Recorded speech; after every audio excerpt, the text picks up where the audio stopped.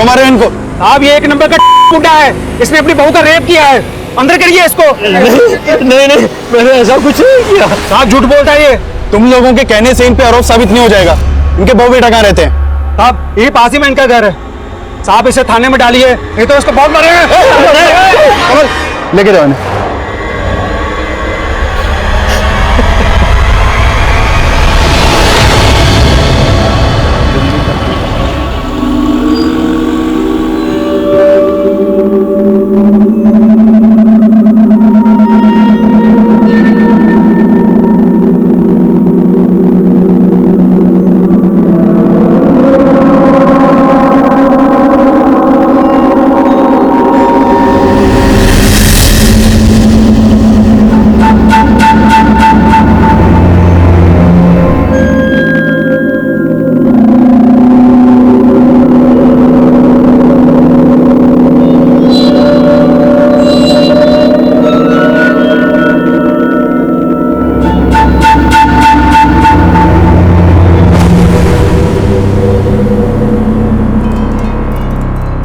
अरे क्या हो गया प्रकाश बाबू?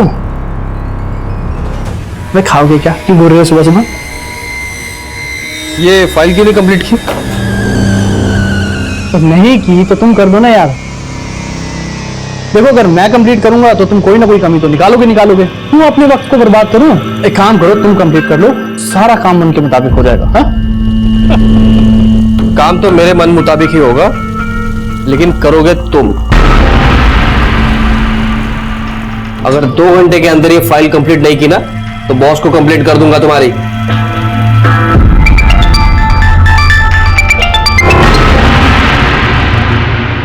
हेलो। हेलो प्रकाश जी, आज आप अपना टिफिन ले जाना भूल गए। देखो माधुरी, मैं तुमसे बात करने के मूड में नहीं हूँ, बाद में फोन करता हूँ।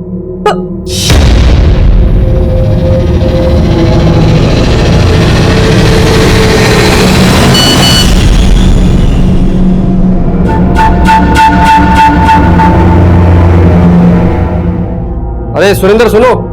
हाँ साहब। देखो, एक बच्चे को O नेगेटिव ब्लड की जरूरत है और मेरा O नेगेटिव ब्लड ग्रुप है। बहुत रेयर होता है ये, तो बॉस को बोल देना मैं ब्लड डोनेट करने गया हूँ, थोड़ा इमरजेंसी है। ठीक है?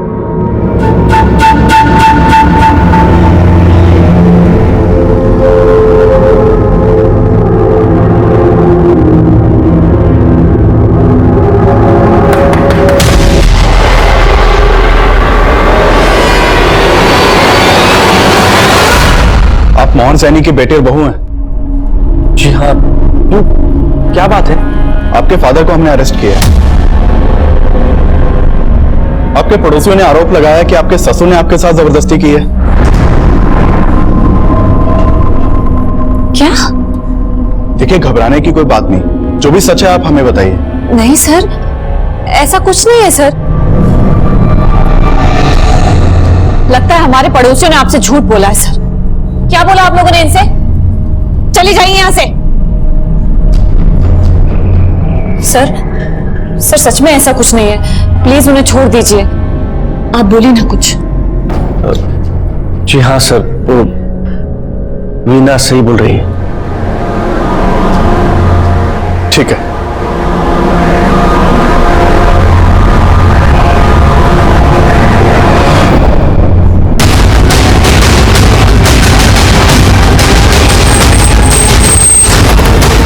सब ये देखो।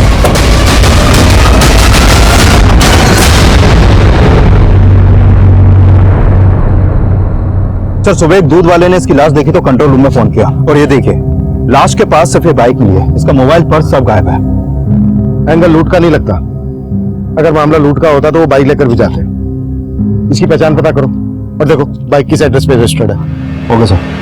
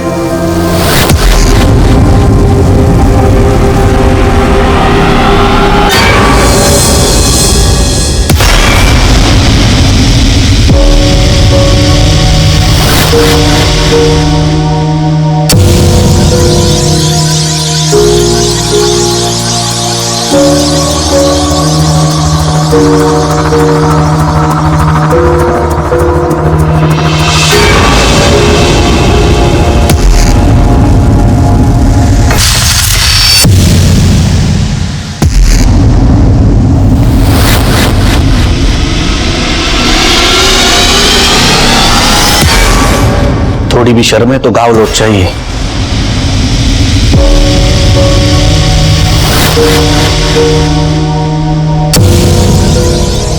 साहब, हमें ये आदमी अपने मोहल्ले में नहीं चाहिए। अंदर करिए इसको। थोड़ी भी शर्म है तो गाँव लौट चाहिए।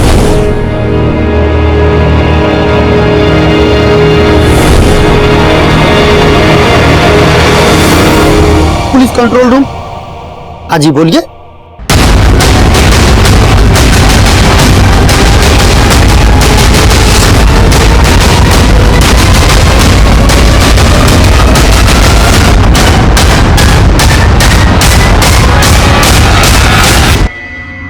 सर, उस लाश के पास जो बाइक मिली थी वो प्रकाश शर्मा के नाम पर मोती नगर के एड्रेस पर रजिस्टर्ड है। और जब मैंने मोती नगर पुलिस को कांटेक्ट किया तो उन्होंने बोला कि प्रकाश की वाइफ ने कल रात प्रकाश की मिसिंग कंप्लेंट दर्ज करवाई थी। मैंने उसे बुला लिया सर।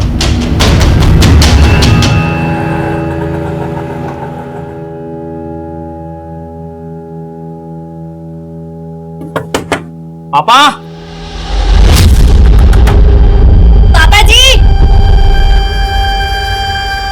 पापा, मुझे तो कुछ गड़बड़ लग रहा है। दरवाजा तोड़ दीजिए। पापा। सर, प्रकाश जी कल सुबह ऑफिस के लिए निकल गए थे। मैंने तभी उनको आखिरी बार देखा था। फिर ऑफिस जाने के बाद जब मैंने उनको फोन किया तो उनका मूड कुछ ठीक नहीं लग रहा था। प्रकाश जी, आज आप अपना टिफिन ले जाना भूल गए। देखो माधुरी, मैं तुमसे बात करने के मूड में नहीं हूँ, बाद में फोन करता हूँ। और फिर कल रात को जब वो ऑफिस से घर नहीं आए तो मैंने उनके ऑफिस वालों को भी फोन किया। वो कह रहे थे कि ऑफिस पहुंचने के बाद वो कहीं निकल गए। कहाँ के लिए निकल गए थे? सर, वो तो बोल रहे थे कि वो ब्लड डोनेट करने गए थे, पर मुझे उन पे भरोसा नहीं हो रहा है। वो कुछ ना कुछ तो छुपा रहे हैं।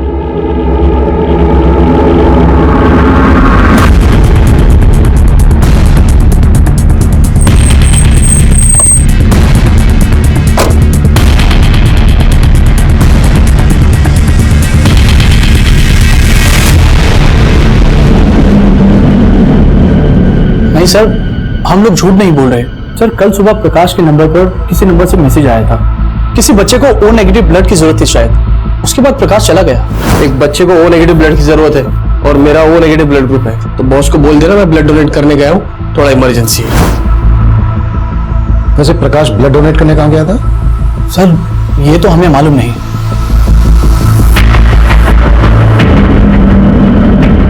अगर प्रकाश वाकई में ब्लड डोनेट करने गया था तो हो सकता है ब्लड डोनेशन का फेक मैसेज भेजकर उसे किसी ने धोला कुआं बुलाया हो और उसका मर्डर कर दिया।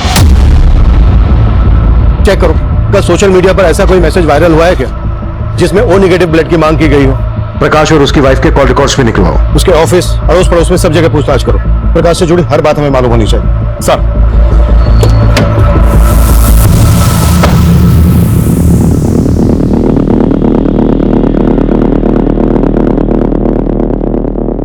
हम अपने रिश्तेदार के यहाँ गए थे, वहां से आकर देखा तो पापा ने आत्महत्या की थी। क्या तुम्हारे फादर की मौत की वजह वो सब बातें तो नहीं है जो हमें पहले पता चली थी?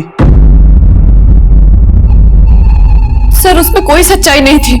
सच तो ये है सर कि पापा जी उन सारी बातों से बहुत दुखी थे। ठीक से खा पी भी नहीं रहे थे। हम सोच भी नहीं सकते थे कि पापा ये कदम उठाएंगे।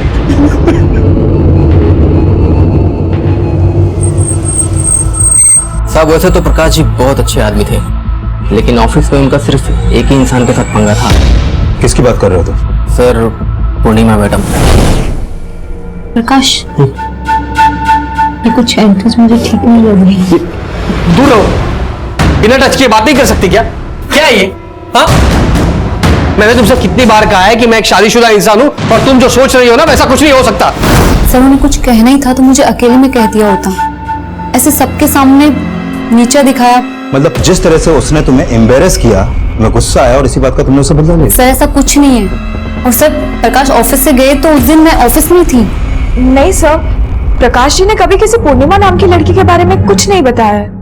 खैर हम पूर्णिमा और प्रकाश के बाकी ऑफिस वालों के बारे में पता कर रहे हैं, लेकिन माधुरी जी ये भी तो हो सकता है कि प्रकाश की उसी की रिश्तेदारी में या फिर आस पड़ोस में किसी से कोई अनबन हो। सर एक बात है, 2 दिन पहले इनके यहाँ एक लड़की रहा करती थी। कौन लड़की? ये तो बोल रहे थे ये इसके कोई दूर के रिश्तेदार है, पर उसका रंग ढंग देख के हमें कुछ ठीक नहीं लगा, क्योंकि वो हर रोज प्रकाश के बाइक से ही जाती थी और घर भी शाम को वो प्रकाश के बाइक से ही आती थी।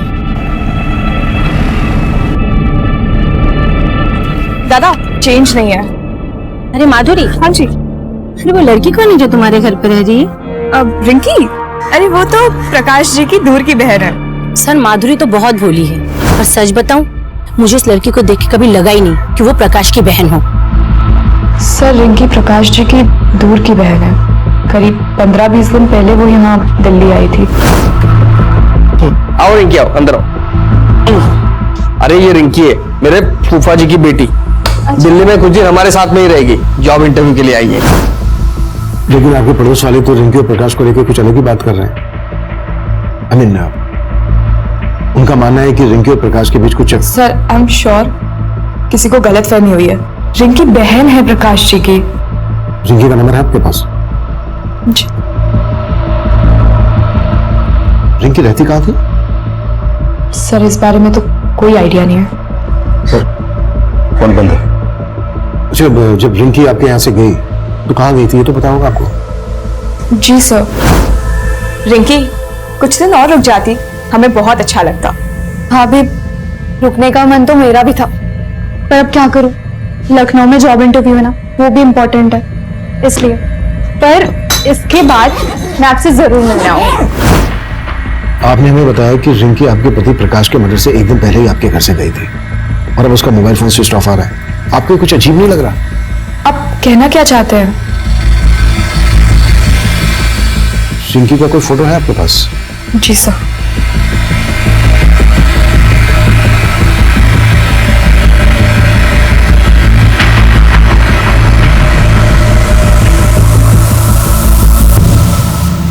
रिंकी के कॉल रिकॉर्ड्स और एक्टिविटीज पता करो। प्रकाश के कत्ल से एक दिन पहले रिंकी का प्रकाश के घर से जाना और अब रिंकी का मोबाइल फोन स्विच ऑफ आना, ये कुछ ठीक नहीं लग रहा है। पानी देना।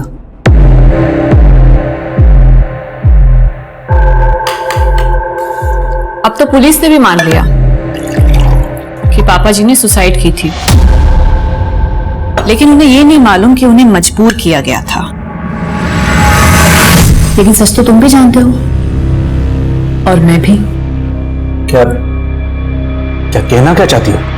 यही कि अगर मैंने सबको सच बता दिया ना तो तुम रास्ते में चलने के काबिल भी नहीं रहोगे। ये क्या बोल रही है तू? पुलिस ने कहा था मुझसे कि बिना डरे सब सच बता दूं। कहो तो सब सच बता दूं?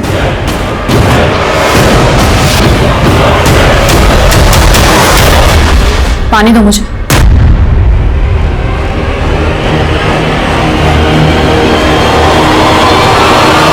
सर मैंने उस ब्लड डोनेशन के मैसेज का सोर्स चेक किया, वो मैसेज फेक नहीं था सर। गोविंदपुरा में एक हॉस्पिटल है जहां वाकई में एक बच्चे को ओ नेगेटिव ब्लड की जरूरत थी और मैंने कंफर्म किया कि प्रकाश ने अपना ब्लड वहां पे डोनेट किया था। सर प्रकाश के बारे में अभी तक जो भी सामने आया उससे ये तो साफ है कि प्रकाश काफी हेल्पफुल इंसान था। प्रकाश कितना हेल्पफुल आदमी था ये तो हमें रिंकी ही बता सकती है। रिंकी की कोई इंफॉर्मेशन? सर रिंकी का फोन नंबर पानीपत के एड्रेस पर रजिस्टर्ड है और प्रकाश की हत्या से एक दिन पहले रिंकी और प्रकाश इन दोनों का फोन जनकपुरी में एक साथ काफी टाइम तक एक्टिव था। लेकिन सर इन दोनों के बीच में फोन पर कोई बात नहीं होती थी और सब लोग बोल रहे हैं कि रिंकी लगभग 15 दिन तक प्रकाश के घर में रही थी। और मैंने प्रकाश की वाइफ के कॉल रिकॉर्ड चेक किए सर, उसमें कुछ भी सस्पिशियस नहीं मिला। हो सकता है रिंकी और प्रकाश मोबाइल फोन पर किसी ऐप के जरिए बात करते हो। एक तरफ रिंकी और दूसरी तरफ प्रकाश के ऑफिस में काम करने वाली है पूर्णिमा। इन दोनों के बीच की कहानी भी काफी अजीब है। विकास पता करो रिंकी और पूर्णिमा का आपस में कोई कनेक्शन था क्या, और पानीपत पुलिस से भी कांटेक्ट करो। इस रिंकी का मिलना हमारे लिए बहुत जरूरी है। Sure sir.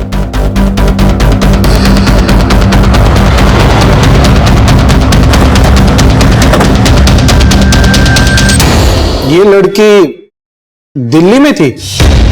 तुम जानते हो इसे? जी सर, इसका नाम रिंकी है। तकरीबन 15 दिन पहले इसके फादर ने यहां मिसिंग कंप्लेंट दर्ज कराई थी और फिर 2 दिन पहले रिंकी की लाश हमें मिली। रिंकी की लाश? जी सर, बहुत ही ब्रूटल मर्डर था सर। लाश के पास से हमें एक फोटो आईडी मिली रिंकी की, और उसके फादर ने भी शिनाख्त कर ली थी कि वो लाश रिंकी की ही थी। 5 दिन पहले तक रिंकी प्रकाश के साथ दिल्ली में रह रही थी, और जिस दिन रिंकी प्रकाश के घर से गई उसके अगले ही दिन हमें प्रकाश की लाश मिली, और उसके 2 दिन बाद रिंकी की लाश मिलती है यहां पानीपत में, और प्रकाश की लाश मिली थी हमें दिल्ली में। लेकिन सर, हमारे इन्वेस्टिगेशन में प्रकाश नाम के किसी आदमी की जानकारी हमें नहीं मिली। लेकिन प्रकाश ने अपनी वाइफ को बताया था कि रिंकी उसकी दूर की बहन है। वेल, हमें रिंकी के फादर से मिलना है, शायद वो प्रकाश के बारे में जानते हो। सर, अब रोने से क्या होगा? गई तो गई, ससुरी औलाद ही ऐसी पैदा हो गई थी। कोई जरूरत नहीं है ऐसी लड़की के लिए रोने की। आवाज आती है।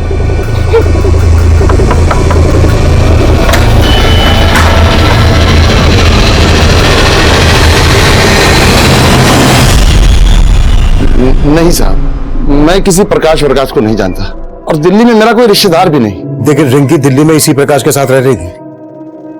कहीं रिंकी और प्रकाश का कोई चक्कर वक्कर तो नहीं था? ऐसा क्यों कह रहे हैं आप? क्यों मेरी मरी बेटी को बदनाम कर रहे हैं? देखिए, हमारा इरादा किसी को बदनाम करने का नहीं है, हम हमारा काम कर रहे हैं। दिल्ली में प्रकाश का मर्डर हो गया है। रिंकी दिल्ली गई थी तो क्यों गई थी? और वो प्रकाश के मर्डर के तुरंत बाद पानीपत में आई, तो पानीपत में रिंकी का मर्डर किसने किया होगा? मेरी भी समझ में कुछ नहीं आ रहा है, और मैं किसी प्रकाश को नहीं जानता।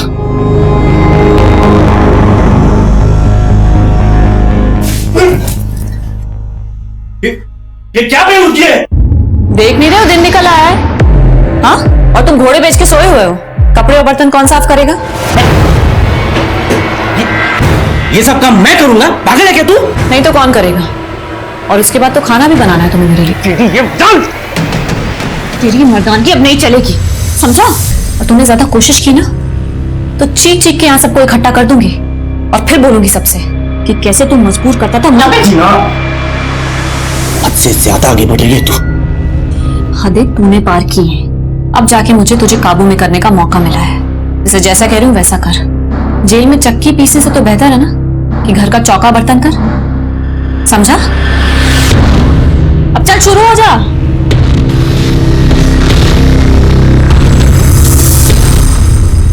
सर, ये प्रकाश की पोस्टमार्टम रिपोर्ट। सर, प्रकाश की मौत से पहले उसको काफी पीटा गया था, और सर पानीपत पुलिस से रिंकी की पोस्टमार्टम रिपोर्ट के बारे में पता चला है। सर, रिंकी की बॉडी पर भी काफी एक्सटर्नल इंजरी के मार्क्स मिले हैं, और मारने से पहले उसके साथ रेप भी किया गया था। प्रकाश का मर्डर रिंकी के मर्डर से 2 दिन पहले हुआ, और इन दोनों का मर्डर जिस तरह से हुआ है, ऐसा लग रहा है जैसे इन दोनों का कोई कॉमन दुश्मन रहा होगा। सर, रिंकी को लेकर प्रकाश ने अपनी वाइफ से झूठ बोला था।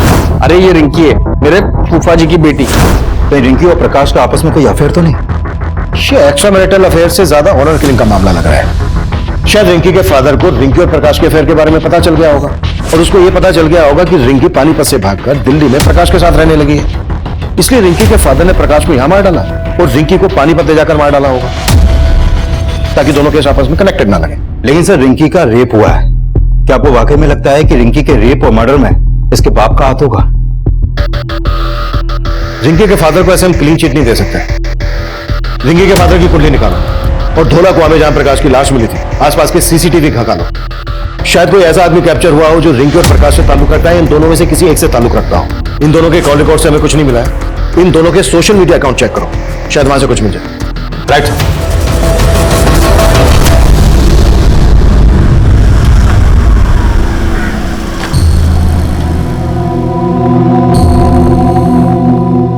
इस बार पैसों का इंतजाम हो जाएगा ना? हो जाएगा भाई, टेंशन क्यों ले रहा है? टेंशन तो होगी, पुलिस दोबारा इस केस में कूद पड़ी। सर, मैंने रिंकी और प्रकाश इन दोनों का सोशल मीडिया अकाउंट चेक किया।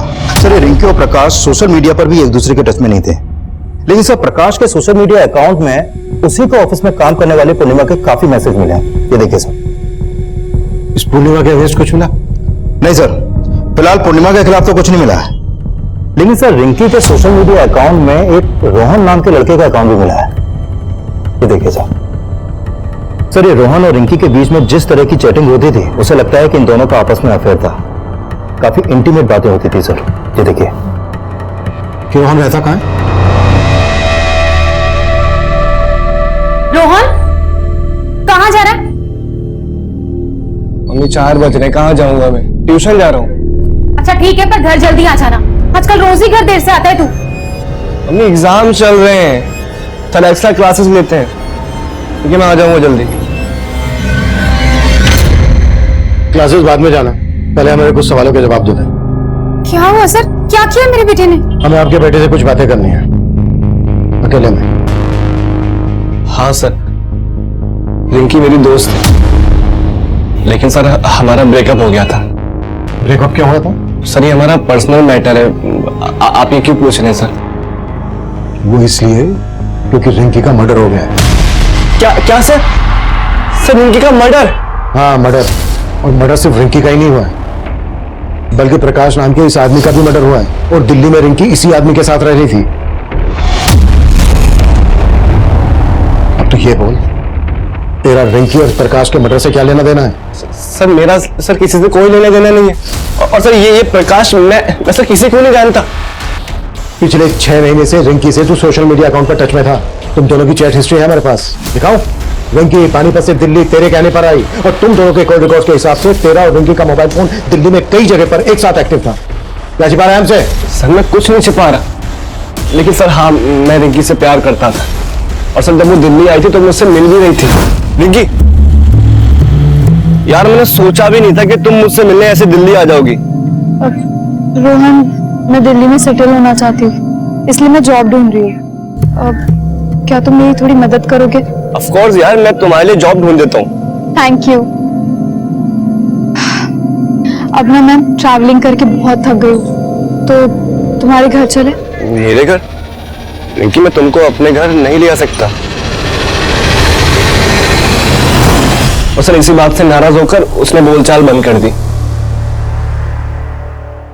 डीएनए करो उसका, और जब तक डीएनए रिपोर्ट नहीं आ जाती है, हमसे बिना पूछे शहर से बाहर नहीं जाएगा।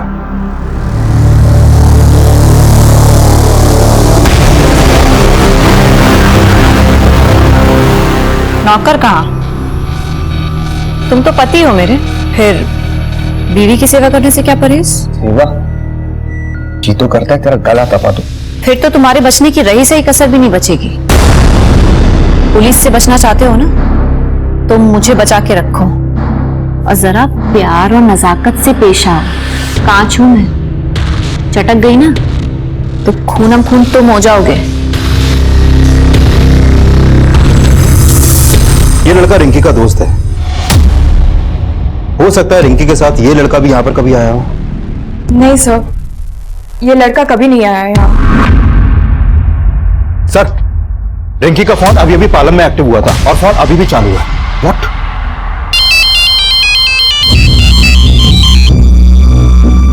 हेलो? हेलो, कौन बोल रहा है? आपने फोन किया? आप कौन?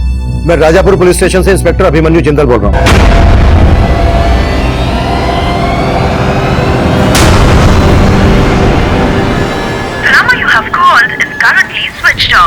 रिंकी का फोन किसी लड़की ने उठाया था, पर स्विच ऑफ।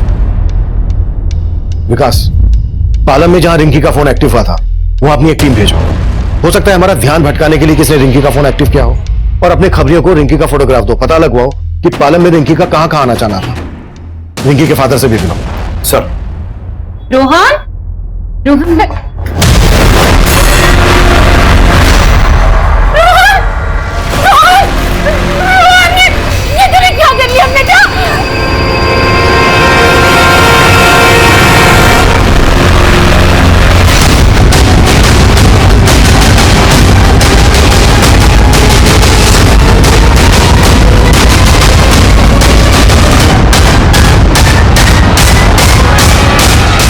कविता,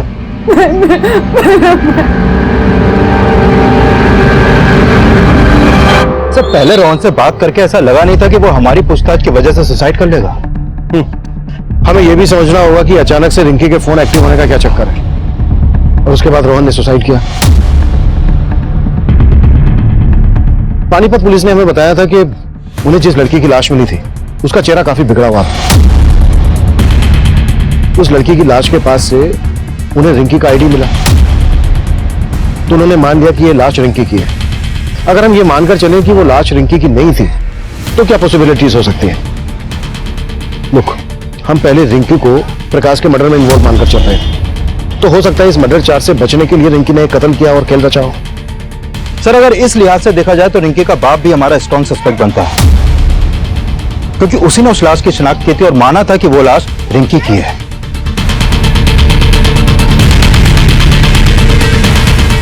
अगर रिंकी जिंदा थी तो फिर वो लड़की कौन थी जिसे रिंकी मानकर रिंकी के घर वालों ने उसका अंतिम संस्कार कर दिया? तब हमारे पास डीएनए करके ये जानने की गुंजाइश नहीं थी कि वो लाश रिंकी की ही थी या रिंकी की हत्या हुई थी। वहीं सर्कमस्टेंशियल एविडेंस ये साफ कर रहे थे कि रोहन ने आत्महत्या ही की थी। लेकिन रोहन के दिमाग में क्या चल रहा था? उसके आत्महत्या करने की असल वजह क्या थी? ये तब हमारी कुछ समझ में नहीं आ रहा था। पर हमारे लिए यह जानना बेहद जरूरी था कि रिंकी के नंबर पर जिस औरत से मेरी बात हुई थी वो वाकई में रिंकी थी या कोई और। हमने अपना खबरी नेटवर्क फैला दिया। रिंकी से जुड़े सवालों का जल्द से जल्द हल ढूंढने की हम कोशिश में जुट गए थे।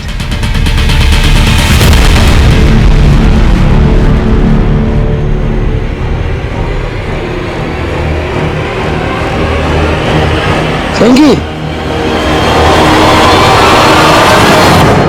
सर प्रकाश की लाश जिस एरिया में मिली थी वहां से करीब 3 किलोमीटर दूर एक सीसीटीवी में रोहन अपने कुछ दोस्तों के साथ उसी तरफ जाता हुआ कैप्चर हुआ है। फुटेज इसमें है सर। और करीब 1 घंटे बाद ये लड़के उसी रास्ते से वापस लौटे हैं। तो मैंने रोहन की मां को इन लड़कों का फोटो दिखाया था। उन्होंने कहा कि ये लड़के रोहन के कॉलेज के हैं। मिहिर और मानव से बात करनी पड़ेगी। बाकी तीसरे के बारे में दोनों बताएं। सर, मुन्ना खबरी का फोन आया था, वो आपसे मिलना चाहता है। उसे रिंकी के बारे में कुछ इंफॉर्मेशन देनी है।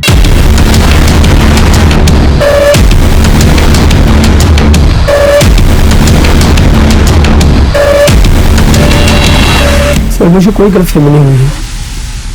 वो लड़की यही थी सर, रिंकी। रिंकी,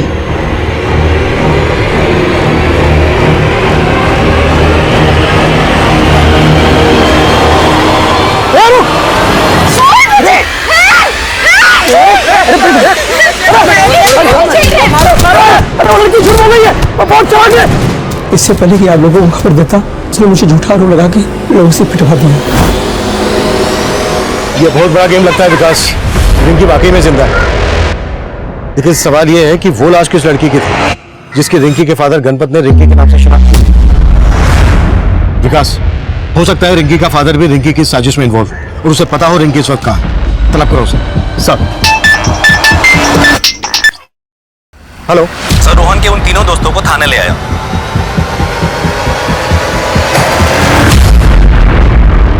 सर कोई मुंह नहीं खोल रहा है। बोल रहे हैं ना ये रिंकी को जानते हैं ना प्रकाश को। हम सही में नहीं जानते, हमने कुछ नहीं किया। हम नहीं जानते प्रकाश और रिंकी कौन है। जहां प्रकाश की लाश मिली थी उसी एरिया में तुम तीनों को रोहन के साथ देखा गया था। अब अगर एक भी झूठ बोला ना तो यहां से तुम तीनों अपनी टांगों पर चल के नहीं जा पाओगे। सब रोहन ही हमें वहां लेकर गया था, पर हमने प्रकाश को मारा नहीं था।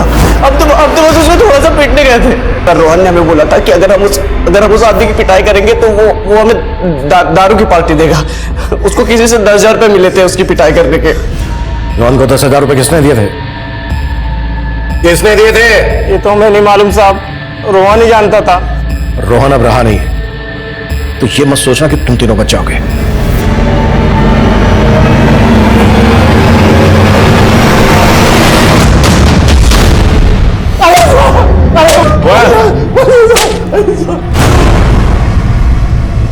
रिंकी कहा? क्या कह रहे हैं साहब?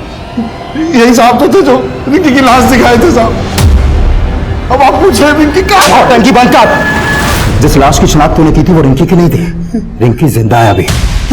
और अब ये बोल अभी कहाँ है वो? हम सच कह रहे हैं साहब, तोड़ते रहो।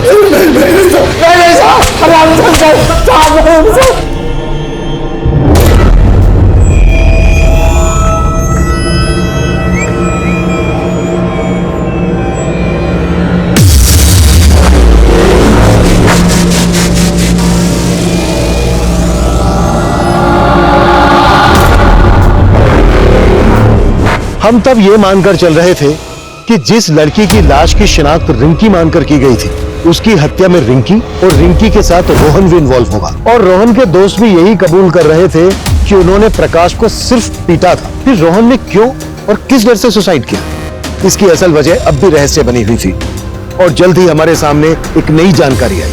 सर, रिंकी जब गायब हुई थी तो रिंकी के पिता गणपत ने पानीपत के एक एनजीओ में काम करने वाले इस दिनेश नाम के आदमी से कांटेक्ट किया था। सर, इस दिनेश के पॉलिटिकल कनेक्शन काफी अच्छे हैं।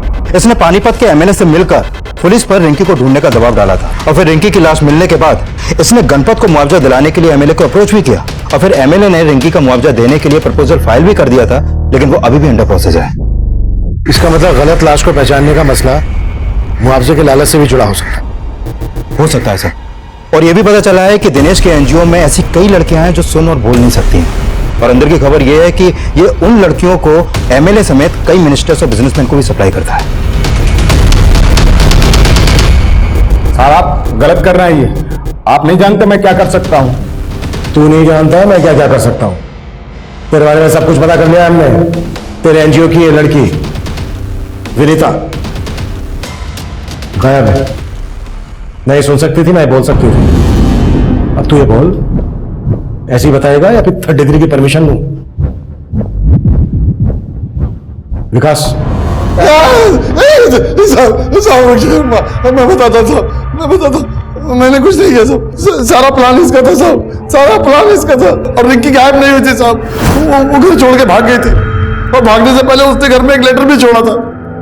मैं तो इसके पास गया था रिंकी को ढूंढने के लिए, मदद के लिए साहब। ये मुआवजे का लालच देकर मेरी बुद्धि घुमा दी इसने साहब। वो लड़की की जो लाश मिली है साहब, उसके बारे में भी यही सब जानता है। सब प्लान इसी का था साहब।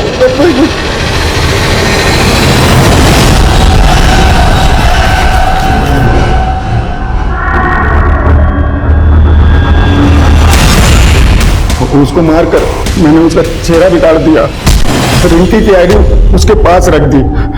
तब तक गणपत ने उसकी शिनाख्त कर ली साहब। मैंने सोचा कि इसकी बेटी के लिए सरकार से कुछ मुआवजा दिला देंगे और आधा आधा बांट लेंगे, लेकिन साहब प्रकाश के मर्डर से हमारा कोई लेना देना नहीं है साहब। ये बोलो रिंकी कहाँ है? मुझे नहीं मालूम साहब, मुझे नहीं मालूम।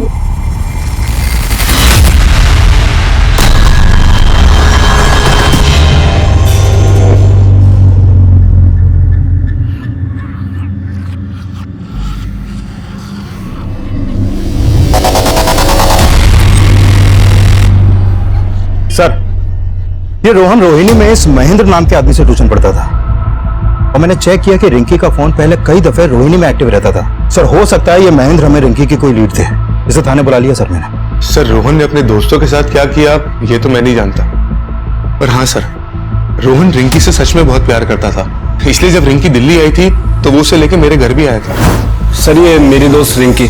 सर, मैं अकेला रहता हूँ, इसलिए रोहन चाहता था कि मैं रिंकी को कुछ दिनों के लिए अपने घर पे रख लूं और मैंने रिंकी को अपने घर पे रखने के लिए 2 दिन के लिए परमिशन भी दे दी थी। पर सर, मैं रिंकी को ज्यादा दिन के लिए अपने घर पे नहीं रख सकता था, इसलिए मैंने उसे जाने के लिए कह दिया। फिर उसके बाद उसके साथ क्या हुआ सर, मुझे सच में कुछ नहीं मालूम। रिंकी यहाँ दिल्ली में इस प्रकाश के साथ रह रही थी, आप जानते हैं इसे? नहीं सर, मैं नहीं जानता। ठीक है, आप जा सकते हैं। जी सर, शुक्रिया। विकास, इसकी भी कुंडली निकालो। सर, जनकपुरी के एक एजेंट ने रिंकी का फोटो आइडेंटिफाई किया है। उसने बताया कि उसने रिंकी को जनकपुरी में एक फ्लैट किराए पर दिलवाया था और रिंकी उस फ्लैट में उसी दिन शिफ्ट हो गई थी जिस दिन प्रकाश का मर्डर हुआ।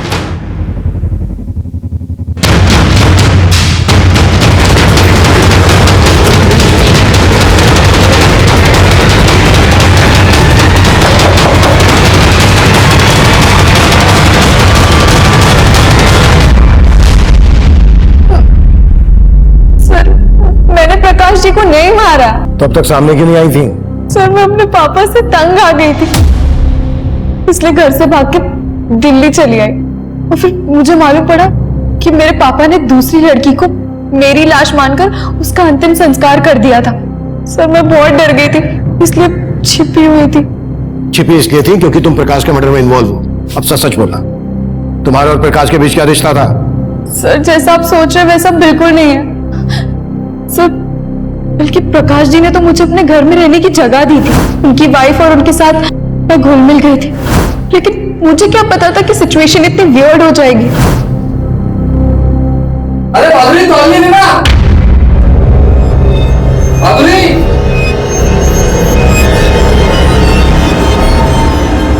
अरे माधुरी तौलिए दो। रिंकी, रिंकी। हाँ देखना प्रकाश जी क्या मांग रहे हैं, मेरे हाथ में आटा लगा हुआ है। अरे माधुरी तौलिए दो। हाँ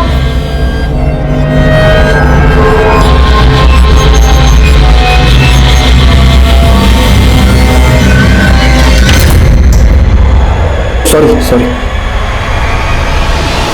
उस दिन पहली बार प्रकाश जी की वाइफ का बिहेवियर मुझे कुछ अजीब लगा, लेकिन ये क्लियर हो गया था कि प्रकाश जी के दिल में मेरे लिए कोई गलत इंटेंशन नहीं था। और फिर एक दिन प्रकाश जी की वाइफ ने मुझसे पूछा, रिंकी तू भी हमारी एक हेल्प करेगी? कैसी हेल्प? रिंकी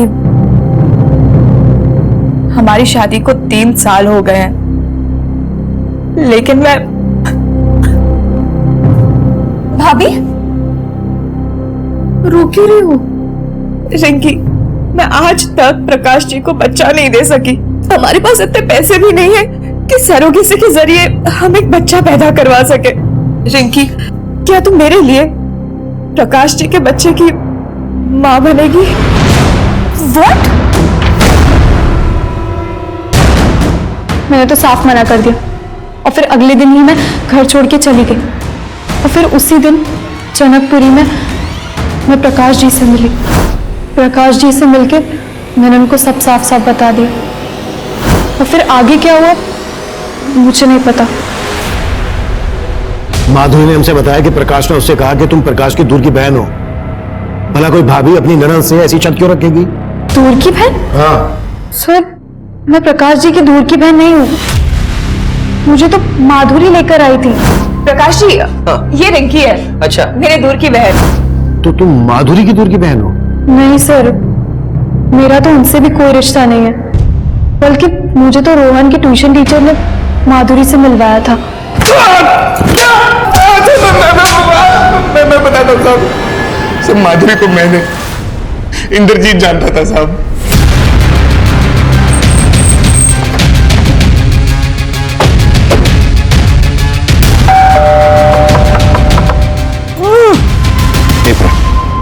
अंदर से कुछ आवाज आ रही है।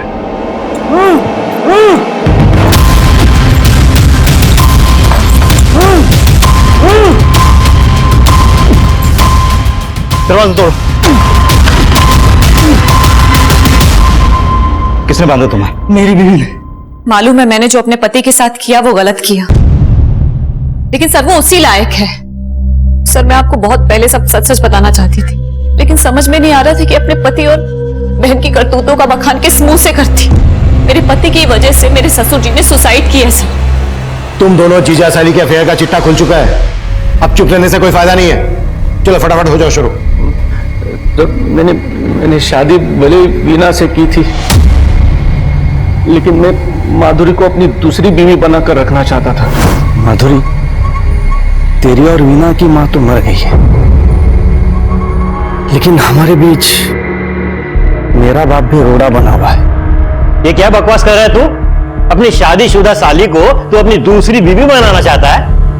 मेरा बाप रोड़ा बना हुआ था तो मैंने उसको उसी की नजरों में गिरा दिया। मेरे ही कहने पर उस आदमी ने मेरे बाप को सबके सामने बेइज्जत कर दिया। तो इस तरह से तूने अपने बाप को सुसाइड करने पर मजबूर किया। किसने मदद की तुम लोगों की इसमें? महेंद्र मेरा दोस्त था सर। ऐसी बातों बातों में उसने मुझे कहा कि एक कोई लड़की है जो अपना घर छोड़कर भाग कर आई है और उसको पीजी की जरूरत है। तो हमने रिंकी के जरिए प्रकाश को ब्लैकमेल करने का प्लान बनाया। मैं चाहती थी रिंकी मेरी बातों में आकर एक बार प्रकाश के साथ सो जाए और मैं उनकी तस्वीरें खींच लूं ताकि प्रकाश से तलाक की वजह भी मिल जाए और ज्यादा से ज्यादा एलिमनी भी वसूल हो सके। पर रिंकी तुम्हारी बातों में नहीं आई और उसने सब कुछ प्रकाश को बता दिया। तुम इतनी गिरी हुई होगी ये मैंने सोचा तक नहीं था। अब तलाक मैं तुम्हें दूंगा और एक फूटी कौड़ी नहीं मिलेगी तुझे। हमने उसी वक्त सोच लिया था कि अगर प्रकाश को हम जिंदा छोड़ेंगे तो वो हमारे प्लानिंग पर पानी फेर देगा। तो रोहन को वो 10,000 रुपए तूने ही दिए थे? जी साहब, लेकिन मैंने रोहन को प्रकाश का मर्डर करने के लिए नहीं बोला था साहब। मैंने तो सिर्फ पीटने के लिए बोला था साहब। उन्होंने जहां प्रकाश को पीटा था वहां मैं भी मौजूद था।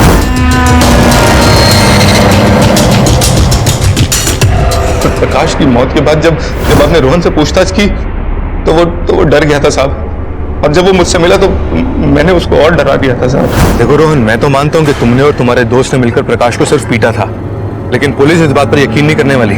और सबसे जरूरी बात यह है कि अब तो उन्हें रिंकी की लाश भी मिल गई है। अगर तुमने मेरा नाम लिया ना, मैं तो सिर्फ कुछ ही दिनों के लिए अंदर जाने वाला हूं, मुझे थोड़ी सी सजा होगी, लेकिन तुम पे 2 मर्डर केसेस लगेंगे, फांसी हो जाएगी तुम्हें। तेरी इसी ऊंची हरकत की वजह से रोहन ने अपनी जान दे दी। तुमने सिर्फ प्रकाश को नहीं मारा है, बल्कि रोहन और तुम्हारे बाप मोहन की मौत के जिम्मेदार भी तुम लोग ही हो। मन तो कर।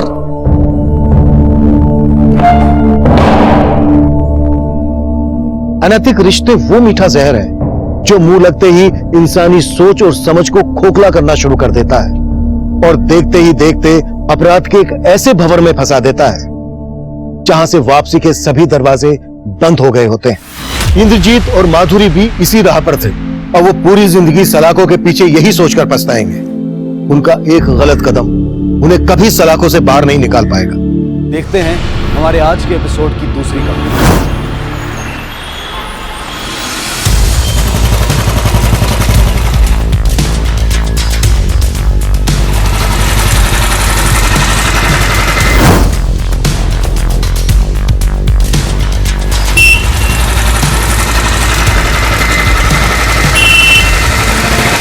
सब मैंने फोन किया था। क्या हुआ? सब वो पटारे ने मेरी संजना को मार डाला सब। सब उसका बोटी करके चूल्हे पे पटा डाला सब। चलिए ना सब चलिए। सिंधे, ये नरपिशाच कांड जैसे केस लगता है। इधर सब ये पटारे का घर है सब सब इसी ने मेरी संजना को डराना बड़ा। कौन है? अरे एक मिनट, कौन है? सब ये पटारे, ये देखिए सब क्या चल रहा है इधर। हाँ, खाना उधर है साहब। ये औरत को मार के पकड़ डाला। क्या? हाँ सब। ये इंसान का मांस खाते हो तुम लोग? इंसान का मांस? सिंधे, ये तो मुर्गी की तोड़ी है। हाँ, क्या? नहीं, तो औरत की किधर है? जल्दी बताओ, किधर मार के डाला इसके बीवी को? साहब, इसकी बीवी को हम क्यों मारेंगे? ये क्या बात है? सब झूठ बोल रहे हैं साहब। इसी ने मेरी संजना को सब। ये देखो साहब, राजेश भाऊ, वो संजना भाभी मिल गई। कहाँ? वो 4 नंबर के चट्टा लड़कों ने उनको सोसाइटी के ऑफिस में बंद करके रखा था। तो साहब, हम पे इल्जाम लगा रहा है।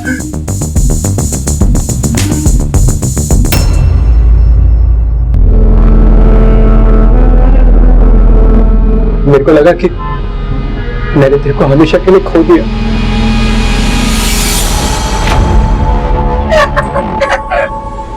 साहब, आप है ना वो 4 नंबर वाले के ऊपर किडनैपिंग का केस करो। तूने क्या पुलिस वालों को पागल खाने का चौकीदार समझ रखा है? क्या ये? दोबारा ऐसा घटिया मजा किया ना, तेरी मुर्गी पका डालूंगा। चल रे।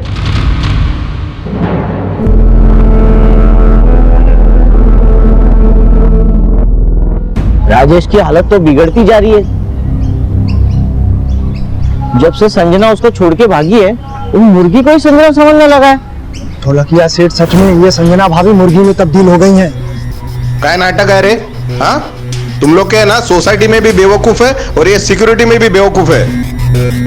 समझ जाओ तुम लोग, नहीं तो सोसाइटी मुर्गियों का पोल्ट्री फार्म बन जाएगा। चल रे मोहिते।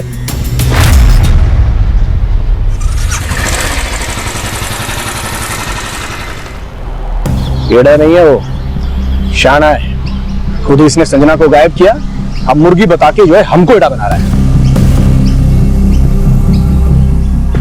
क्या बोल रहा है सुंदर? वो सच में प्यार करता था संजना से, वो क्यों ऐसा करेगा?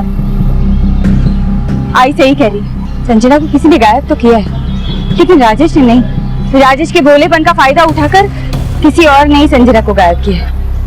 क्या क्या मतलब क्या तुम्हारा? बोलो। जो सच है ना वही कह रही हूँ। आप ही बताइए ना, सोसाइटी में ऐसा कौन था जिसकी संजना पर अच्छी नजर थी? सबकी संजना पर बुरी ही नजर थी।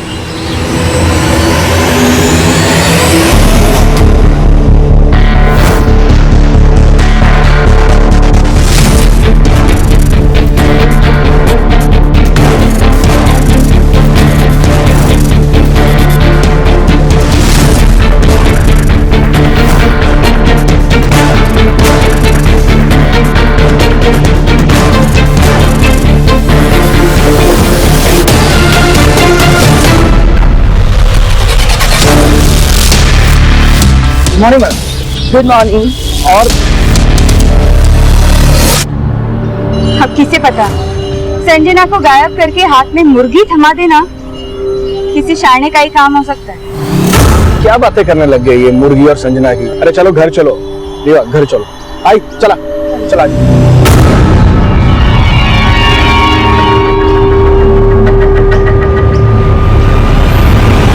नमस्कार, मैं senior inspector Avinash Rajput, crime petrol Dastak में आप सभी का स्वागत करता हूं। पुणे की एक हाउसिंग सोसाइटी में रहने वाली संजना को किसी ने गायब कर दिया, या वो खुद गायब हो गई थी। ये दोनों बातें सच मानी जा सकती हैं, क्योंकि सिक्के के दोनों पहलू सही होते हैं। लेकिन अगर आपसे कोई ये कहे कि सिक्के का तीसरा पहलू भी होता है, तो ये बात सबका ध्यान खींचती है। ये केस भी एक ऐसे ही विचित्र पहलू से जुड़ा हुआ है, जहां एक नामुमकिन सी बात को सच माना जा रहा था। एक जीती जागती संजना मुर्गी बन गई, और ये बातें एक ऐसे अपराध को दस्तक दे चुकी थी जिसे न सिर्फ उस सोसाइटी के लोगों ने, बल्कि पुणे पुलिस के 2 कांस्टेबल्स ने भी नजरअंदाज कर दिया। ठीक उसी दौरान मेरे पास एक केस आया जो पुणे से 250 किलोमीटर दूर रायगढ़ के मौली गांव का था। उस केस की इन्वेस्टिगेशन के दौरान ऐसा बहुत कुछ हुआ जो वाकई आपको हैरान कर देगा कि इंसानी दिमाग क्या क्या कारस्तानियां करने में सक्षम है।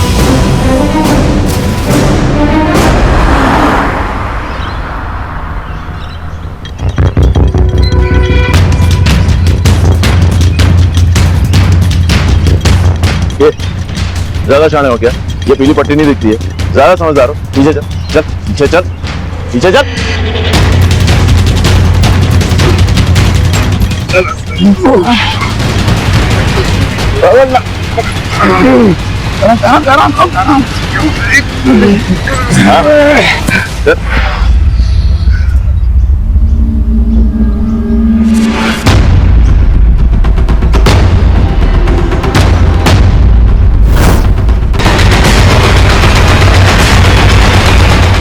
सर, ऐसा तो कुछ नहीं मिल रहा जिससे इसकी शिनाख्त हो सके। यहाँ बॉडी डंप करके गया, इतना तो शाना होगा, आसपास कोई सबूत नहीं छोड़ेगा।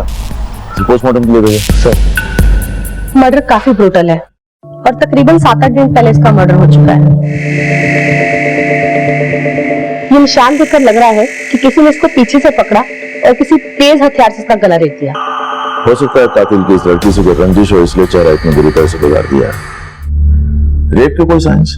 नो, रेप के कोई साइंस नहीं है, बट या this girl was sexually active. मे भी शादीशुदा हो। उम्र का अंदाजा? ये कोई 28 या 30 साल। पोस्टमार्टम के वक्त ऐसे कोई चीज मिली है जिससे आइडेंटिफिकेशन में कोई आसानी हो? नहीं, ऐसा तो कुछ नहीं मिला। हाँ, बीइंग अ वुमन मैं एक चीज कह सकती हूँ कि अपना बहुत ध्यान रखती थी। आई मीन मैनिक्योर पेडिक्योर करवाना। यू कैन सी इसने बहुत ही एक्सपेंसिव नेल पेंट यूज किया हुआ है, जो गांव की लड़की आमतौर से ठीक है, मतलब शहर की लड़की है। या, यू कैन से। इसका मतलब इस लड़की को मार के डंप करने के लिए ही मौली गांव ले जाया गया होगा। Excuse me.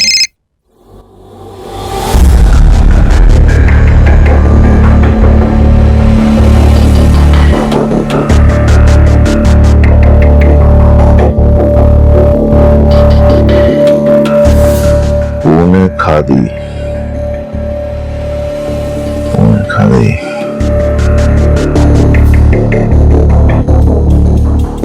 ये तो ऑनलाइन कपड़ों का सेलर है सर। तब तो हर एक कस्टमर के मोबाइल नंबर और एड्रेसेस सेलर के पास होने चाहिए। ये punekhadi.com से सेल्स के रिकॉर्ड्स निकालो पिछले 1 साल के। पिछले 1 साल में जिस किसी ने भी इस पैटर्न और साइज की कुर्ती खरीदी है उनके मोबाइल नंबर और एड्रेसेस मुझे चाहिए, ठीक है? और पोस्टमार्टम के मुताबिक 8 या 9 दिन पहले लड़की का मर्डर हुआ है, यानी 28 या 29 जुलाई को। इन 2 दिनों के मौली गांव के मोबाइल फोन के डम डाटा निकलवा, ठीक है? हो सकता है इस कुर्ती खरीदने वाली का फोन मौली गांव में उन दिनों एक्टिव हो। सर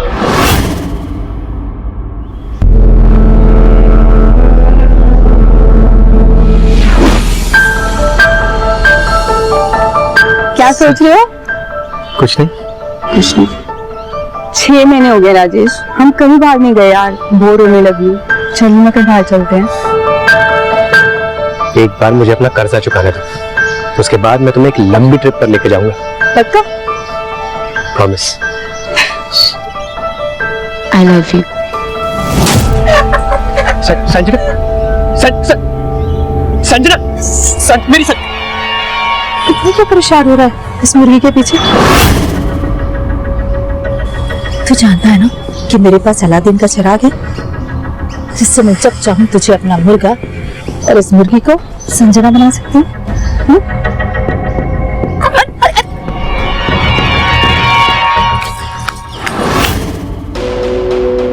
हमने माउली गांव के डम डाटा से एक नंबर जीरो डाउन किया है सर, जो punekhadi.com के एक ऑनलाइन कस्टमर का है। और 28 जुलाई की रात ये नंबर माउली गांव में एक्टिव था और उसी रात से बंद है। किसका नंबर है ये? सर ये नंबर संजना जोशी नाम की एक लड़की का है, जो कि पूना के एड्रेस पर रजिस्टर्ड है।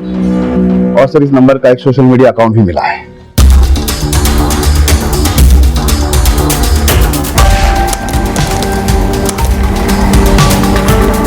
ये सर कह नहीं सकते कि ये वही लड़की है, और इस संजना जोशी की कहीं कोई मिसिंग कंप्लेंट भी नहीं मिली है सर। तब तो एक पॉसिबिलिटी ये भी है कि संजना इस लड़की के मर्डर में इन्वॉल्व है, तभी मर्डर की रात से उसका फोन बंद है। सच क्या है ये तो संजना जगह पूना जाकर ही पता चलेगा।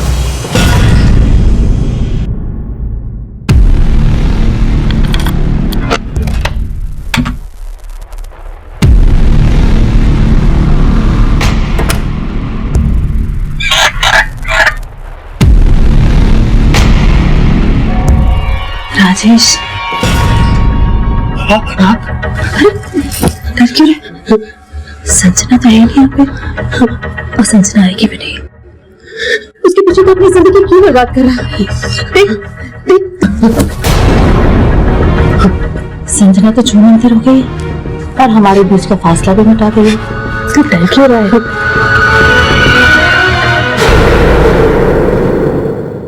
सर, इस लड़की की किसी भी तरह की क्रिमिनल एक्टिविटी से जुड़ी कोई भी बात हमारे थाने में नहीं आई है, और ना ही इस लड़की के मिसिंग होने की रिपोर्ट हमें पता चली है। हमें इस लड़की के एड्रेस पे जाना है। क्या हुआ? वो बोलना चाह रहे हैं आप लोग? जी सर।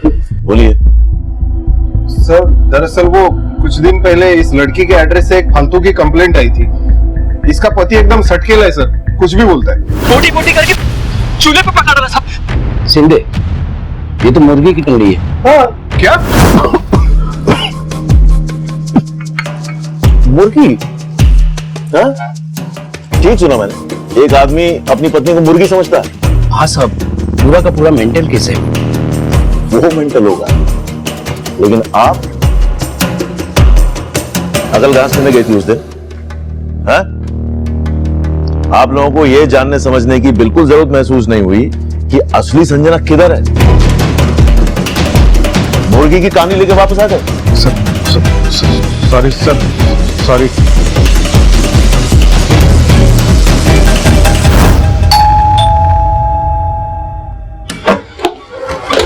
चलो अंदर चलो, जाओ अंदर जाओ, पूरा का सर्च करो। जी सर। चलो चलो चलो जाओ, तो सारे टेक्निकल एविडेंसेस कलेक्ट करो जिनसे लाश के डीएनए को मैच किया जा सकता है। सर क्या हुआ सर? किसकी लाश? तेरी बीवी संजना का मर्डर हुआ है। अबे येड़ा बनने का नाटक बंद कर, समझा? मेरी बीवी संजना का मर्डर? लेकिन वो मर कैसे सकती है? संजना नहीं मरी तो वो किसी और को मार के भाग गई है।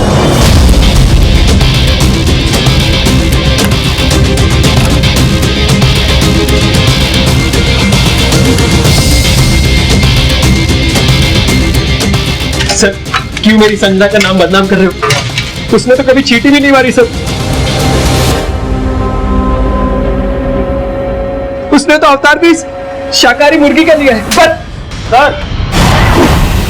सर ये देखिए, अलमारी में कुर्तियां मिली, ये वैसी हैं जैसे लास्ट में मिली थी, और इसमें पूरी खादी का लेवल भी। ले चलो इसको थाने, वहां करवाएंगे इससे। सर इसने संजना को मारा है, संजना किसी और को मार दिया। संजना क्या लगती है तेरी? बीवी। अभी मेरी किस्मत टूटा है कि मेरी संजना औरत से मुर्गी बन गई। और आप जितना टाइम लगाएगा सच बोलने में उतना बचेगा। स्टोरी टेलिंग खत्म हो गया बच्चे, अभी सच बोल। साहब मेरा सच आपको स्टोरी लगेगा, पर मेरा स्टोरी एकदम सच है साहब। वो उसने मेरी संजना को औरत से मुर्गी बना दिया था। उसने किसने? हम दोनों एक रेस्टोरेंट से डिनर करके खुशी खुशी बाहर आए थे, तभी। कितने दिनों बाद बाहर आए ना? संजना, जब तुम खुश होती हो ना तो मुझे बहुत खुशी होती है। सच्ची? वैसे इस रेस्टोरेंट का खाना बहुत अच्छा है। हाँ वो तो है। मैं तो बस यही चाहता हूँ कि हमेशा कहीं ले गए साहब। बहुत अजीब सी आवाजें आ रही थी, फिर जब मेरे मुंह से कपड़ा हटा तो संजना। संजना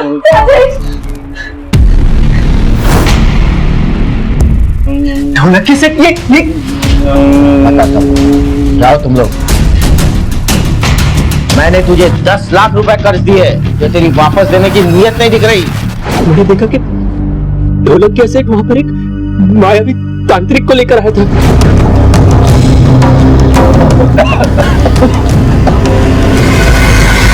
संजना! संजना! तेरी संजना मुर्गी बन गई। अब वो औरत तभी बनेगी जब तू मेरे पूरे पैसे वापस देगा। संजना! उस दिन से लेकर आज तक मैं अपनी संजना को वापस औरत बनवाने के लिए पाई जोड़कर ढोलक के सेठ का कर्जा चुका रहा हूं साहब। कल भी मैंने उसको 50,000 रुपए दिए थे, पर ढोलकिया से ये 50,000, अब बचे 7.5 लाख रुपए, वो भी जल्दी लौटा दूंगा। प्लीज मेरी संजना को वापस औरत बना दो। वो चमत्कार तभी होगा जब तू बचे हुए 7.5 लाख रुपए देगा। चल जा। बोला ना दे दूंगा। मेरी संजना को वापस औरत बना। तेरी इतनी मत। तू ढोलक कैसे सुनो, ढोलक कैसे मेरी बात ढोलक कैसे मेरी बात सुनो। सब ये सब वही मार के निशान है जो ढोलक के सेठ ने सब उस ढोलकिया ने उस तांत्रिक की मदद से मेरी संजना को औरत से मुर्गी बनवा दिया साहब। तांत्रिक कौन? वो ढोलकिया सेठ से पूछो साहब, मैंने तो उसको उस दिन पहली और आखिरी बारी देखा था। सर बहुत लंबी छोड़ रहा है, भरोसे करने लायक नहीं है ये आदमी। भोला बनने का नाटक कर रहा होगा, लेकिन इसके चोटों के निशान सही है। थोड़ा कैसे मिलता है, देखो वो क्या कहता है। वैसे ढोलक क्या? आओ अंदर आओ, अंदर आओ। जाओ उठा के लाओ थोड़ा क्या, तुम उठा के लाओ थोड़ा क्या।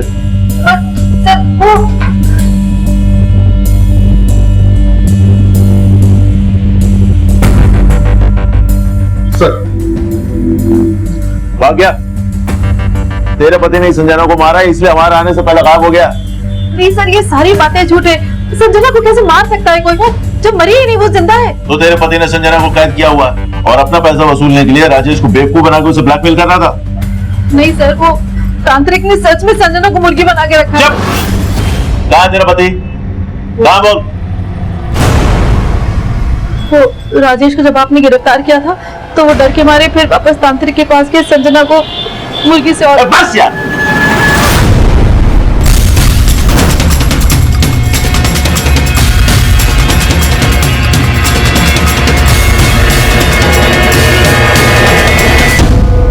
सर आप मेरी बात मानते कि नहीं? ये सच है।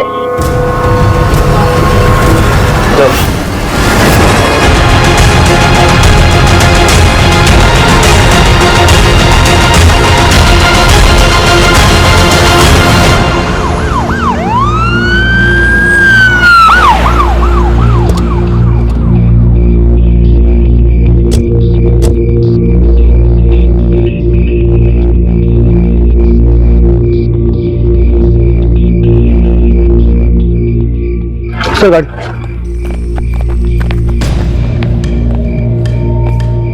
सर, गाड़ी का बोनट गर्म है। इसका मतलब ढोलकिया अभी यहाँ पहुंचा है। वहां क्या है?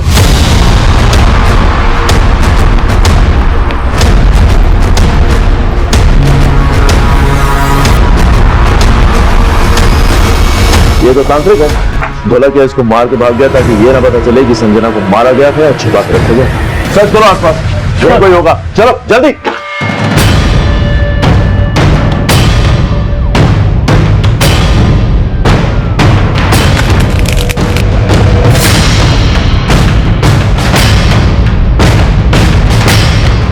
प्रकाश,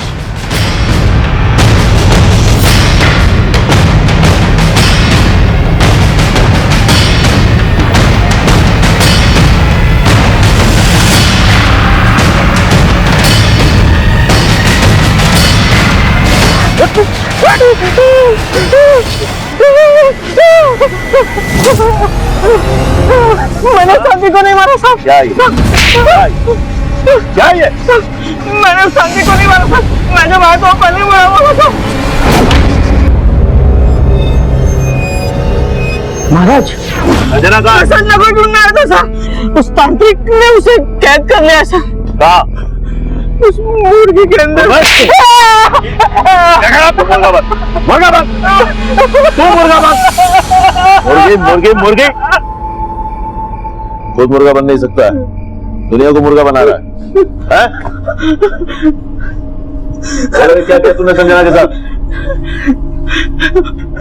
बोल। मैंने कुछ नहीं किया सर। सब कुछ उस तांत्रिक ने किया सर। अब मुझे सब समझ आ रहा है। उसने मुझे बेवकूफ बनाया सर। और तूने उसका मर्डर कर दिया? मैंने किसी का मर्डर नहीं किया सर। और मैं तांत्रिक की नहीं, अपनी बीवी की बात कर रहा हूँ सर। उसने उस तांत्रिक के साथ मिलकर मुझे बेवकूफ बनाया सर। लगा भाई प्रकाश, कुर्सी लगा, नई कहानी शुरू होने वाली है। बैठ। बोल बोल। साहब, मेरी बीवी का राजेश के साथ चक्कर चल रहा है और संजना उन दोनों के बीच कबाब में हड्डी थी सर। इसीलिए मेरी बीवी ने उस संजना को मुर्गी बनाने वाला आइडिया मुझे दिया सर। उस तांत्रिक से भी उसी ने मुझे मिलाया सर। उसने बोला उस तांत्रिक की फीस 50,000 रुपए है। मैंने सोचा अगर 50,000 रुपए गए तो भी 2.5 लाख रुपए आ जाएंगे सर। इसलिए मैं उसकी बातों में लेकिन संजना के मुर्गी बनने के बाद मुझे उस पर शक हो गया सर। उस पर शक हो गया।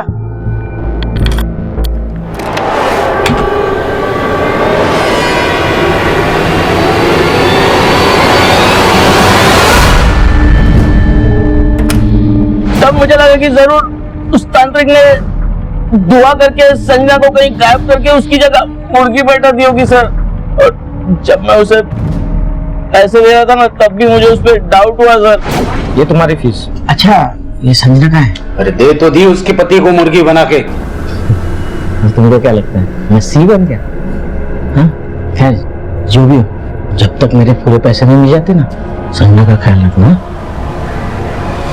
भारत का था उसने संजना को?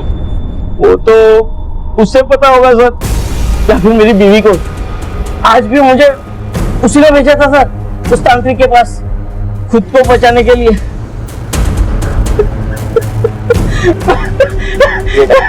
मैंने नहीं किया सर। सर, मेरे पति बेकार में मुझ पर इल्जाम लगा रहे हैं, मेरे कैरेक्टर पे उंगली उठा रहे हैं। मेरा किसी से कोई अफेयर नहीं है। और वो तांत्रिक, क्या रिश्ता उसके साथ? मेरा कोई रिश्ता नहीं है, बस कुछ दिन पहले मैंने उसे मार्केट में देखा था। तांत्रिक दिखाएगा जादू, देखेगा। अब दिखाऊंगा एक अनोखा करतब।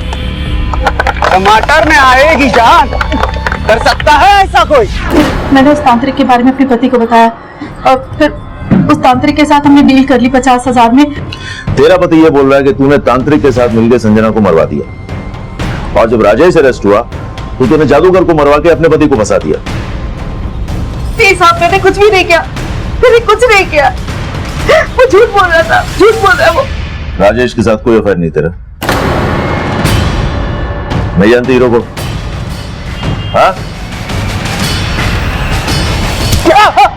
क्या ढोलकिया की बीवी के लिए तूने अपनी बीवी को गायब किया? हाँ? नहीं नहीं सर, मेरा ढोलकिया की बीवी के साथ कोई चक्कर नहीं है। उसने तो मेरा रेप किया था। राजेश क्या बोल रहा है? हाँ सर, एक तरफ ढोलकिया मेरी बात लगा रहा था और दूसरी तरफ उसकी बीवी। तो पहले काय को नहीं बोला ये? कैसे बोलता साहब? एक औरत ने मेरी इज्जत लूट ली थी। राजेश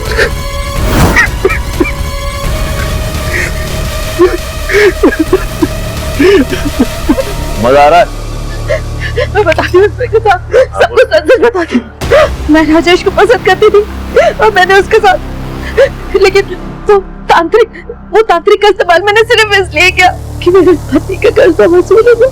और लगे हाथ राजेश पर भी हाथ साफ कर लिया। हाँ? तूने तांत्रिक के साथ मिलकर संजना को मरवा दिया और उसके बाद तांत्रिक को मार दिया ताकि तेरा राज न खुले। नहीं साहब, उस तांत्रिक से मेरा कोई लेना देना नहीं है। वो तांत्रिक ने संजना को मुर्गी बना तो गायब भी उसी ने किया है। अच्छा, तांत्रिक का नाम, पता, मोबाइल नंबर तेरे पास होगा? सबके सामने नहीं जानती। मैंने आपसे कहा ना, वो मुझे बाजार में मिला था। कुछ नहीं है तेरे पास? मैंने आता पता नहीं है, मोबाइल नंबर नहीं है, सच बोल रही है? हाँ? ये ऐसे नहीं बोलेगी। इसको तो मैं आता हूँ। अभी तक ये नहीं पता चला कि ये लड़की संजना है या कोई और है। अब एक और मर्डर। सर, लेकिन लड़की के मर्डर वाली रात राजेश का फोन पुणे में ही एक्टिवेट था। एक भी बार मौलीगांव में उसका फोन ट्रेस नहीं हुआ सर। तो ढोलकिया और उसकी बीवी का मौलीगांव से कुछ है ही भी कनेक्शन। इतना तोड़ने के बाद भी वो लोग यही कह रहे कि हमने तांत्रिक को नहीं मारा। कहीं ऐसा तो नहीं कि तांत्रिक को संजना और राजेश से कोई पुराना हिसाब चुकता करना हो, इसीलिए वो ढोलकिया के जरिए इनकी लाइफ में खलनायक बन के आ गया? लेकिन राजेश तो कह रहा है कि तब उसने उस आदमी को पहली और आखिरी बार देखा था। लेकिन ये तांत्रिक जिसने संजना को मुर्गी बनाने का खेल रचा, उसी को पता होगा ना आखिर संजना के साथ हुआ क्या है। आपको इस तांत्रिक का मर्डर करने वाला ही ये गुत्थी सुलझा सकता है कि आखिर संजना के साथ हुआ क्या।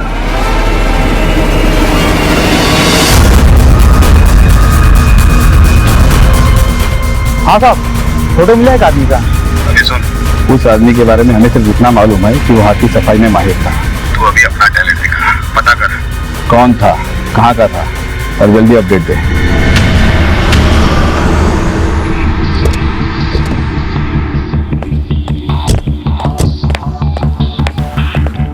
पटक फोन किया था? सर, हमने संजना का मोबाइल नंबर सर्विलेंस पे डाला हुआ है। अभी कुछ ही देर पहले संजना का मोबाइल मुंबई में ट्रेस हुआ था और अभी थोड़ी देर पहले ही बंद हो गया। तब तो इसके दो ही मतलब है, या तो संजना जिंदा है या कोई और उसका फोन इस्तेमाल कर रहा है। वो जो बाल हमने संजना के घर से डीएनए टेस्ट के लिए भेजा, उसका क्या हुआ? डीएनए रिपोर्ट आने में टाइम है सर अभी। सर, पर यह भी तो हो सकता है कि जिस लड़की की लाश उस कुएं में मिली थी वो संजना हो ही ना। मेरे कहने का मतलब ये है कि पहले जो आप थ्योरी बना रहे थे उसमें संजना ने उस लड़की को मारा और फिर वो गायब हो गई। सर, पर यह भी तो हो सकता है कि संजना ने खुद को मुर्गी में तब्दील करने का फैसला भी खुद ही लिया, प्लान भी खुद ही बनाया। आप ये कहना चाहते हैं कि तांत्रिक और संजना के बीच कोई कनेक्शन होगा और संजना ने तांत्रिक का इस्तेमाल करके मिस्टर मिसेस ढोलकिया को मोहरा बनाया और उसके बाद वहां से गायब हो गई, और जब राजेश अरेस्ट हुआ तो उसने तांत्रिक को मरवा दिया। तो इतना सारा संजना किस मकसद से करेगी?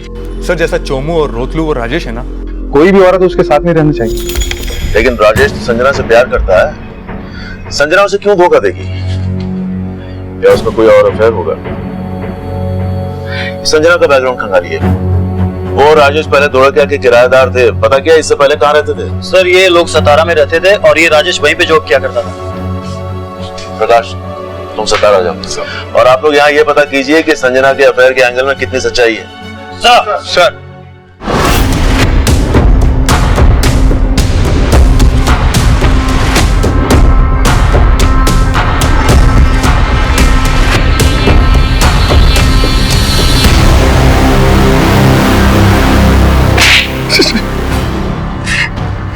साहब, आपको कोई गलत फहमी हो रही है साहब।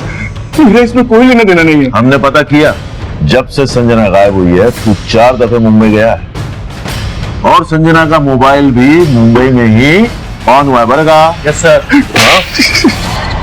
अब तू ये बोल, संजना कहाँ छुपी है? मुंबई तो मैं अपने काम से गया था साहब। हाँ, लेकिन जरा उसके साथ अफेयर तो था। एक ही सोसाइटी में रह के कितने सारे फोन किए तूने उसको? देख ले। अब एक भी झूठ बोला ना तो सोच ले। मानता हूँ साहब, मैं संजना को पसंद करता था साहब और उसको पटाना भी चाहता था। क्या पता तूने संजना के साथ मुंबई में ही कहीं घर बसा लिया हो? ऐसा कुछ नहीं है साहब, आई शपथ।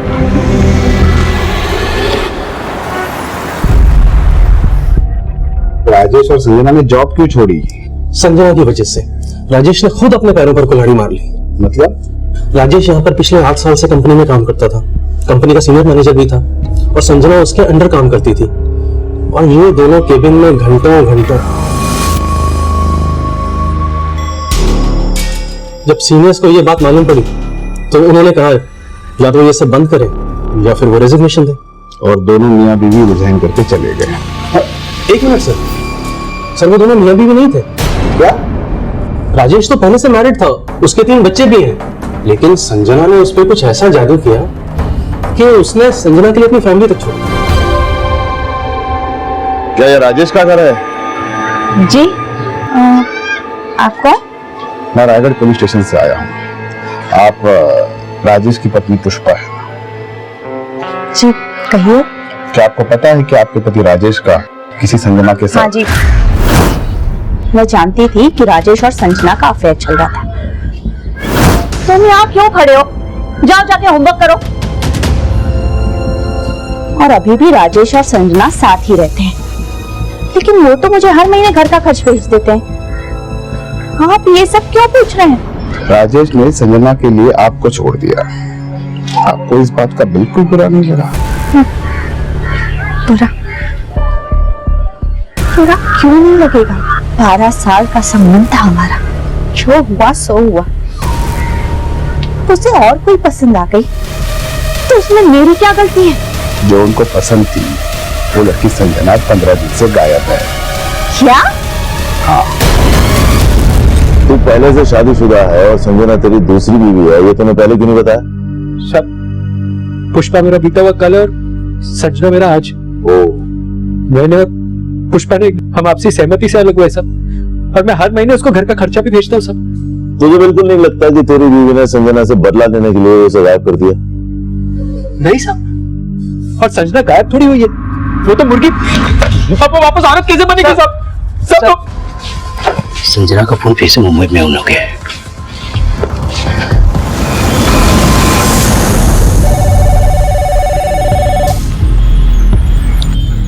हाँ बोल। खबर मिली उस आदमी का जिसका फोटो आपने भेजा था। कौन है वो? धनिया नाम था साहब। आपने बोला था वहाँ की सफाई करता है, वो तो संगम चौक पे भीख मांगता था साहब। ठीक है, रखो। तब ये केस एक ऐसे मकाम पर आकर फंस गया था जहां हमें कोई रास्ता नजर नहीं आ रहा था। संजना के गायब हो जाने का रहस्य ही बना हुआ था। हमें यह बात नहीं समझ में आ रही थी कि मौली गांव में मिली इस लड़की की लाश और पुणे की संजना के गायब हो जाने के बीच अगर कोई कनेक्शन था भी तो वो था क्या? क्या संजना विक्टिम थी या गुनहगार? उसी वक्त हमें यह भी स्ट्रांगली फील हो रहा था कि संजना ने ही तांत्रिक के साथ मिलकर खुद को मुर्गी अवतार साबित करने का यह शातिर खेल रचा होगा। लेकिन जिसे तांत्रिक समझा जा रहा था वो भिखारी निकला जिसके आगे पीछे कोई नहीं था। फिर उसका मर्डर क्यों और किस मकसद से? अब इस केस से जुड़े सभी सस्पेक्ट्स के किसी भी स्टेटमेंट पर हमें कोई भरोसा नहीं था, सो हमने केस रिविजिट किया और उसी दौरान संजना का फोन एक बार फिर मुंबई के मीरा रोड इलाके में एक्टिवेट हुआ।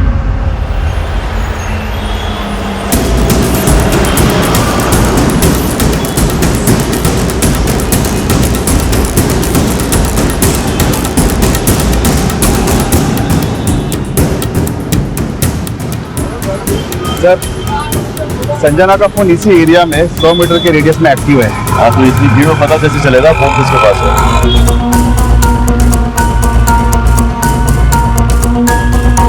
आप लोग एक काम करो, फिलहाल तो यहाँ फैल जाओ। तुम ये सामने वाली लेन पकड़ो, तुम इस वाली लेन में जाओ और आप इस वाली लेन में जाइए। आप लोग जाइए, मैं आपको बताता हूँ।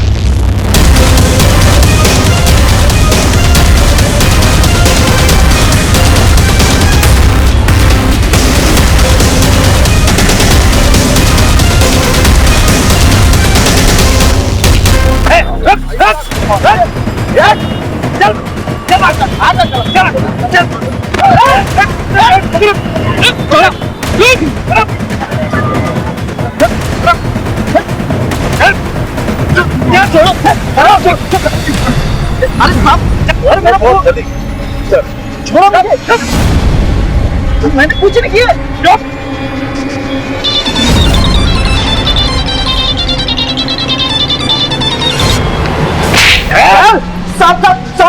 साहब मैं सच बता रहा हूँ, ये फोन मेरा नहीं है, मुझे रास्ते में पड़ा हुआ मिला था साहब, और मैं किसी संजना को नहीं जानता साहब। संजना को औरत से मुर्गी बनाने का प्लान तेरा था? मुर्गी? साहब क्या बोल रहे हो आप? मुझे सब कुछ भी नहीं मालूम है। इसको अभी सब बताओ, समझाओ इसको क्या करने वाले हैं। बेटा बताओ इसको क्या करने वाले हैं। आवाज मत हिलना नहीं, हिलना नहीं। मोड़ी ना हिलाएगा, चुप बैठ, इधर बैठ।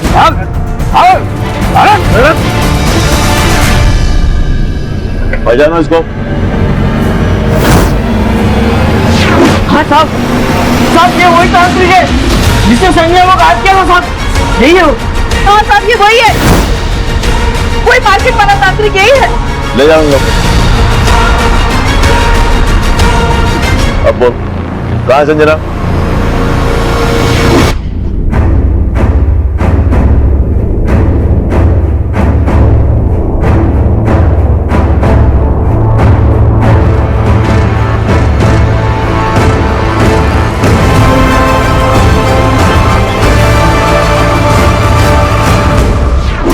सारा ड्रामा करने के लिए तुझे किसने कहा था? कहाँ संजना? संजना कहाँ? बोल बोल।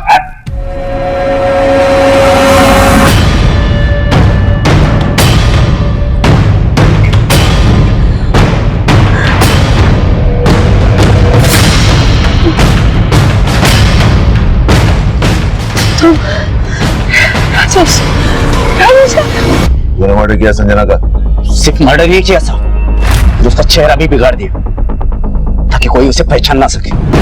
उसके बाद में सीधा माउली गांव चला गया, क्योंकि मुझे पता था कि वहां बहुत सारे कुएं हैं। उन्हीं में से एक कुएं में मैंने उसे फेंक दिया। मुझे पहले से ही पता था कि जैसे ही संजना को मुर्गी बनाने का सच सामने आएगा, आप सबसे पहले उसी तांत्रिक को ढूंढोगे। इसलिए मैंने उसकी भी तैयारी पहले से ही कर रखी कि मैं मेरी जगह किसको टपकाऊंगा।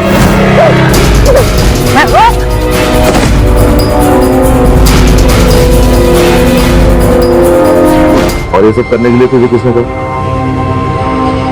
किसके कहने पे कर रहा था ये सब? हाँ बोल रहे?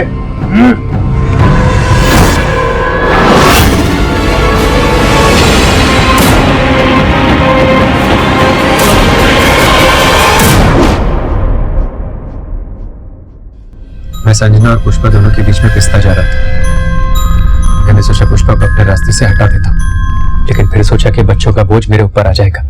फिर मैंने संजना को समझाने की बहुत कोशिश की, लेकिन वो नहीं मानी। फिर मैंने गदरे के साथ मिलकर उसको रास्ते से हटाने का प्लान बना लिया। ये ढोलक और उसकी बीवी दोनों बहुत बड़े अंधविश्वासी है और मुझे उसके पैसे भी लौटाने हैं। मुझे यकीन है कि संजना को मुर्गी बनाने वाली तरकीब में जरूर फंस जाएंगे। देखिए, जो कुछ भी कीजिए बस ऐसा कीजिएगा कि मुर्गी भी मर जाए और तमाशा भी ना बने। अरे दीदी तुम बिल्कुल फिक्र मत करो, जीजा जी ने एकदम सॉलिड प्लान बनाया। पहले जो चीज मुझे सुकून दे रही थी, बाद में वही मेरे गले का फंदा बन गई थी।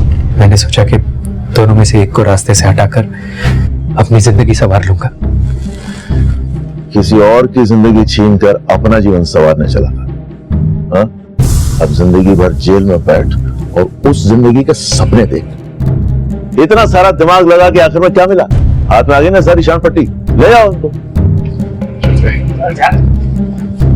छोड़ो मुझे, छोड़ो, मैंने कुछ नहीं किया, मैं कह रही हूं मैंने कुछ नहीं किया, छोड़ो मेरे बच्चे को। मम्मी, संजना मर्डर केस के सभी आरोपी कन्फेस कर चुके थे, लेकिन जो बाल हमें संजना के घर से मिले थे उनका डीएनए संजना के डीएनए से मैच नहीं हुआ था। फिर हमें यह पता चला कि वो बाल संजना के थे ही नहीं। संजना के कपड़ों के फोरेंसिक रिपोर्ट से बाद में यह साबित हो गया कि वो लाश संजना की ही थी। लेकिन इस केस में सबसे ज्यादा हैरान कर देने वाली बात यह थी कि एक आदमी का अपनी बीवी को मुर्गी मान लेना उसके आसपास के रहने वालों के लिए यह दस्तक थी कि गुनाह हुआ था, लेकिन किसी ने इस दस्तक को महसूस भी नहीं किया। इस अपराध ने उस दिन भी दस्तक दी थी जिस दिन संजना ने एक शादीशुदा आदमी राजेश को अपना जीवन साथी मानने की गलती की थी। शायद उस दिन अगर इस फैसले पर गौर किया होता तो संजना की जान बच सकती थी। अनैतिक रिश्ते वो दस्तक है जहां दो लोगों के बीच का गुनाह किसी तीसरे के अंदर गुनाह को जन्म दे सकता है। और जब भी किसी के भरोसे पर बेवफाई का अफसाना लिखा जाता है तब अपराध आपके आसपास दस्तक दे रहा होता है। अब मैं आपसे इजाजत लेता हूं, फिर आपसे मुलाकात होगी एक नए केस के साथ। तब तक देखते रहिए क्राइम पेट्रोल दस्तक, मकसद बताना नहीं बचाना है।